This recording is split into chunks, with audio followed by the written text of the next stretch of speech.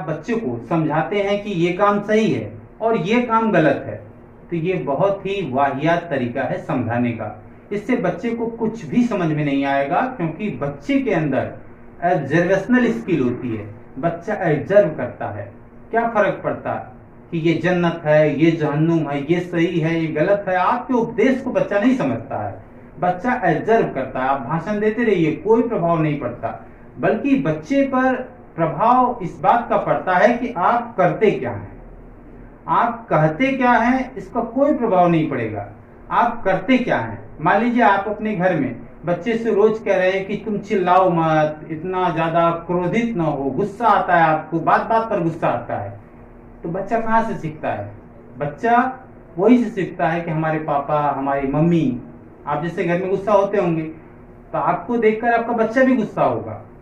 वो अलग से कुछ नहीं सीखता, बच्चा अपने आसपास से ही सीखता है। खासकर वो बच्चा जब 13-14 साल से नीचे का होता है।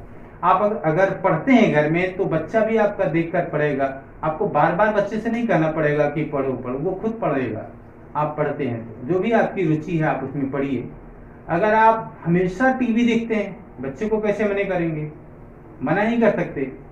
तो अगर आप घर में गाली बक रहे हैं, बहुत ज्यादा बात बात पे गाली बक रहे हैं, आपके घर में उस बच्चे का कोई चाचा है, बच्चे का कोई घर में उसका बड़ा भाई है, वो बार बार गाली दे रहा है, तो वो बच्चा भी वहीं से गाली सीखता है। उसको लगता है कि ये तो फैशन है इस घर का, गाली हम दे सकते हैं। अब जब छोटा बच्चा होता है, गाली देता है, कि जो तोतली आवाज होती है उससे लोग बड़ा खुश होते हैं, फिर से गाली दो, फिर से गाली दो। इस तरह से परिवार भी उस बच्चे को बिगाड़ने में बड़ा उसका रोल होता है।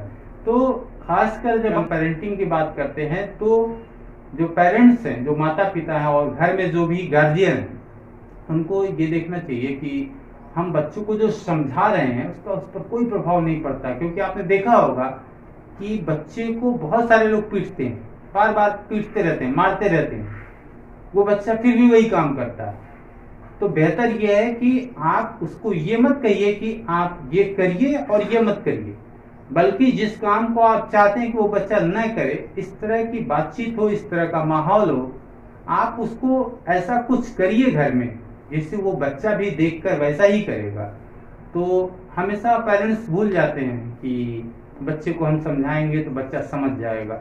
बच्चा तो ऑब्जर्व करता है, कोई उपदेश उस पर नहीं काम करता है। बच्चा जब बड़ा होता है धीरे धीरे समझता है। छोटे बच्चों पर कोई भी नसीहत, ऐसा कुछ भी उपदेश कोई काम ही नहीं करता है। इस पर तो हमने बहुत सारी वीडियो की हैं, बहुत सारी वीडियो बनाई। हमारी कोशिश यात्रा में आप देखेंगे कि समझाने के अलावा हम उदाहरण लेते हैं, हम इस तरह की बातें करते हैं जो उनको अगर हम समझाने के मूड से समझाएं तो नहीं समझ पाएंगे, लेकिन हम उनसे बातचीत करते करते बहुत सारी बातों को कर जाते हैं, जो बच्चे धीरे धीरे धीरे धीरे कहानी की स्टोरी की तरह सुनते हैं और फिर अपने घर में जाते हैं। उस तरह की फीलिंग उनके अंदर आती है। तो बच्चों को समझाने का कोई फर्क नहीं पड़ता, बच्चे केवल वही करेंगे जो वो देखेंगे।